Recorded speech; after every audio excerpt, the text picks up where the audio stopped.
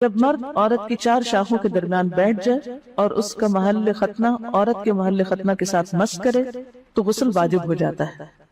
تو مسئلہ یہ ثابت ہوا کہ صرف دخول پر ہی مرد اور عورت جنبی ہو جاتے ہیں اور ان پہ غسل واجب ہو جاتا ہے، انزال یعنی منی کا نکلنا شرط نہیں۔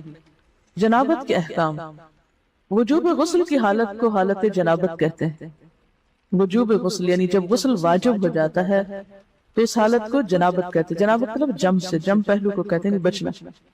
مندرجہ ذیل 4 حالتوں میں مسلمان مرد اور عورت پر غسل کرنا فرض ہو جاتا ہے۔ نمبر 1، جوش کے ساتھ منی خارج ہونے کے بعد، اس میں احتلام بھی داخل ہے، یعنی کوئی ایسا خواب آئے یا ویسے۔ نمبر 2، صحبت کے بعد یعنی سیکشول انٹرکورس کے بعد۔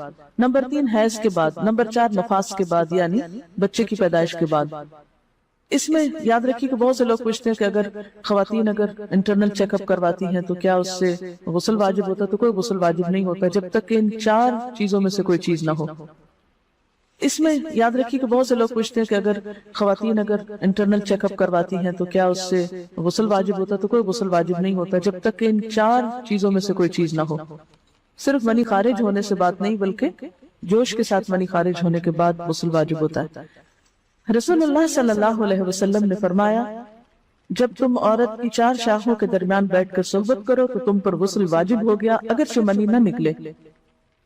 آپ نے غور کیا ہوگا کہ طہارت کے مسائل بہت تفصیل کے ساتھ اور اپنے اندر بہت ڈیٹیلز رکھتے ہیں، اور بہت سے موضوعات ایسے ہیں کہ جو انسان کی ظاہری زندگی نہیں بلکہ اس کی نجی اور ذاتی زندگی سے متعلق بھی ہیں، لیکن اس طرح پبلکلی ان کو پڑھانا اور ان کو سکھانا یہ بھی ایک ضرورت ہے، کیونکہ آپ صلی اللہ علیہ وسلم نے انصار کی خواتین کی تعریف کی کہ انصار کی خواتین کتنی اچھی ہیں جنہیں حیا دین کا علم حاصل کرنے سے نہیں روکتا۔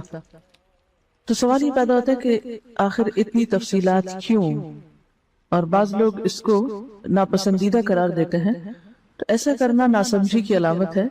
ہم دیکھتے ہیں کہ انسان اگر اللہ کے بتائے ہوئے طریقے کے مطابق زندگی بسر کرتا ہے تو اس میں خیر ہی خیر ہے، اور وہ صرف خیر اس کی اپنی ذات تک نہیں رہتی، بعض اوقات دوسروں کی بھلائی کا ذریعہ بھی بن جاتی۔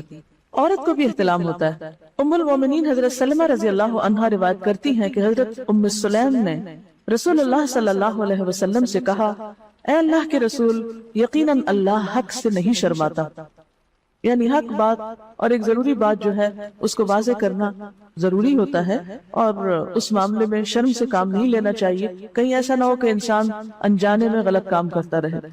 تو یہ کہہ کر انہوں نے مسئلہ پوچھا، کیا عورت پر غسل ہے جبکہ اس کو احتلام ہو؟ آپ نے فرمایا ہاں، لیکن جب پانی کا نشان دیکھے یعنی منی دیکھے۔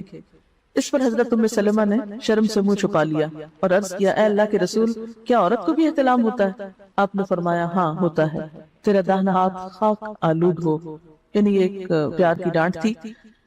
اور اس میں ہو سکتا ہے کہ مزاج کا فرق ہو، بعض خواتین کے ساتھ ایسا نہ ہو اور بعض کے ساتھ ایسا ہو، لیکن اس میں جو اصل چیز ہے وہ ایکسیسو واٹر ڈسچارج ہے۔ اس میں کہیں ایسا نہ ہو کہ لیکوریا وغیرہ کے ساتھ اس کو ریلیٹ کر دیا جائے، دونوں چیزوں میں فرق ہے۔ اور احتلام جو ہے وہ سوتے وقت ہوتا ہے، یعنی سو کر اٹھنے پر اگر انسان اپنے کپڑوں پر زیادہ ڈسچارج دیکھے، خواہ کوئی خواب یا کوئی فیلنگ یاد نہ بھی ہو، تو پھر غسل کرنا ضروری۔ معلوم ہوا کہ عورت یا مرد نیند سے اٹھ کر اگر تری یعنی نشان منی دیکھیں تو یہ احتلام کی علامت ہے، لہٰذا ان پر غسل کرنا فرض ہو جاتا ہے۔ اور اگر احتلام کی کیفیت انہیں یاد ہو لیکن نشان نہ پائیں، یعنی خواب یاد ہے لیکن کوئی سامنے علامت نہیں، تو غسل فرض نہیں ہوگا۔ ایسی صورت میں شک کی ضرورت نہیں ہے کہ نہیں وہ میں نے خواب دیکھا اور مجھے خواب بالکل صحیح یاد ہے تو مجھے نہانا چاہیے، نہیں، محض خواب پر نہیں نہایا جائے گا جب تک کہ فزیکلی کوئی ایسی چیز سامنے دیکھی نہ جائے۔ حضرت ام سلمہ روایت کرتی ہیں کہ میں نے کہا، اے اللہ کے رسول صلی اللہ علیہ وسلم، میں اپنے سر کے بال خوب مضبوط گونتی ہوں، کیا میں انہیں غسل جنابت کے وقت کھولا کروں؟ آپ نے فرمایا، ان کا کھولنا ضروری نہیں، تیرے لیے یہی کافی ہے کہ 3 لپ پانی اپنے سر پر ڈالے، پھر اپنے سارے بدن پر پانی بہائے، پس تو پاک ہو جائے گی۔ یعنی بالوں کی جڑیں بھیگنا، سکن بھیگنا ضروری ہے، سارے بال کھولنا ضروری نہیں ہے۔ جمڈی کے بالوں کا مسئلہ۔ حضرت عائشہ کو خبر ملی کہ حضرت عبداللہ ابن عمر عورتوں کو غسل جنابت کے لیے بال کھولنے کا حکم دیتے ہیں۔ فرمانے لگی، ابن عمر پر تعجب ہے، انہوں نے عورتوں کو تکلیف میں ڈال دیا، وہ انہیں سر منڈوانے کا حکم کیوں نہیں دے دیتے؟ یہ حضرت عائشہ کی ڈانٹ تھی. یعنی وہ یہ تو کہہ رہے کہ عورتیں بال کھول کھول کے نہائیں، تو وہ پھر سیدھا یہی کہے کہ عورتیں بال منڈوا لیں. میں اور رسول اللہ صلی اللہ علیہ وسلم ایک ہی برتن میں غسل کرتے، اور میں اپنے بال کھولے بغیر سر پر 3 چلو سے زیادہ پانی نہیں ڈالتی تھی. معلوم ہوا کہ غسل جنابت کے لیے بال کھولنے کی ضرورت نہیں، مگر یہ حکم صرف غسل جنابت کا ہے. غسل حیض کے لیے بالوں کا کھولنا ضروری ہے، کیونکہ وہ مہینے میں ایک دفعہ. حضرت عائشہ سے روایت ہے کہ انہیں رسول اللہ صلی اللہ علیہ وسلم نے غسل حیض کے لیے فرمایا اپنے بال کھولو اور غسل کرو. اس میں آپ دیکھیے کہ دونوں چیزوں میں فرق کیوں، دونوں کی نوعیت فرق ہے. اور حیض جو ہے وہ ایک نجاست کی کیفیت بھی ہے نا، قل ہوا اذی. اس کے بعد نہانا اور نہا کر خوشبو لگانا خاص طور پر اس کا سارا حکم آتا ہے. لیکن غسل جنابت میں نجاست کی وہ کیفیت نہیں ہے. یعنی حیض کا خون اور منی جو ہے ان دونوں کے حکم میں بھی فرق ہے. ٹھیک ہے، بعض علماء کے خیال میں جو منی ہے اٹ سیلف وہ ناپاک چیز نہیں ہے. اگر کسی کپڑے عورت کو لگ گئی تو وہ کپڑا ناپاک نہیں، اگر اس کو خشک ہونے پر کھرچ کے صاف کر دیا جائے کپڑا صاف ہو جائے گا. لیکن خون حیض پر آپ صلی اللہ علیہ وسلم کیا فرمایا؟ چٹکیوں سے مل مل کے اس کو صاف کر کے دھوئے. تو ان دونوں میں بھی فرق ہے. لہٰذا ان دونوں کے بعد نہانے کے حکم میں بھی فرق ہے. ایک میں بال کھولے جائیں گے اور بال بھی دھوئے جائیں گے اور بالوں کی جڑیں بھی دھوئی جائیں گی، جبکہ دوسرے عام غسل جنابت میں بال کھولنا اور پورے بال دھونا شرط نہیں. بہت سے بچے ایسے جن کی شادی ہوتی ہے اور اس کے بعد انہیں ان مسائل کا پتہ نہیں ہوتا، یا تو وہ شرم کے بارے نہاتی نہیں، یا نہاتی ہیں تو پھر وہ پورے بال دھو دھو کے سکھانے میں اور ان چیزوں میں اتنا وقت ضائع کر دیتی ہیں کہ پھر بعضوں کا شوہر کی نافرمانی اور آپس کے تعلقات میں ٹینشن، لوگوں کا خوف.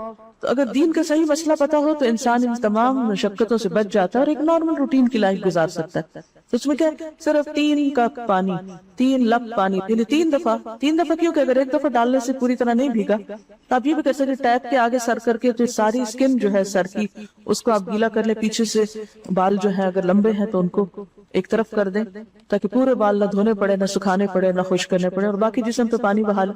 دوسری صورت یہ ہے کہ مگ میں پانی لے کے تو اس کو آپ تھوڑا تھوڑا کر کے پورے کو ایک دفعہ کریں، پھر اس کے بعد دوبارہ کریں، اور تیسری دفعہ رول کر کے بالوں کو پیچھے سے شاور کیپ ڈال لیں اور باقی جسم پھر دھو لیں. شاور کیپ سے کیا ہوتا ہے عام طور پر کہ پیچھے کے جو سارے لمبے بال ہیں پھر وہ نیچے گر کے گیلے نہیں ہوتے، وہ آپ کے سر پہ ٹک جاتے ہیں. تو سر کی اسکن دھوئیں اور بالوں کو جوڑے کی شکل میں باندھ کے اوپر شاور کیپ پہن کے پھر باقی جسم کو اچھی طرح دھو لیں. تو اس میں آپ دیکھیں کہ جب بالکل سر کے اسکن کا حصہ ہی تر ہوگا، اور یہ 3 دفعہ کرنا ہوگا، ایک دفعہ سے نہیں کام چلے گا، 3 دفعہ کرنا تاکہ کوئی بھی بال برابر جگہ اسکن کی خشک نہ رہ جائے. تو اس سے کیا ہوگا کہ جتنا کم بال گیلے ہوں گے اتنے کم دیر میں ان کو خشک بھی کیا جا سکتا ہے اور کسی بھی مشقت کے بغیر انسان نماز پڑھ سکتا ہے.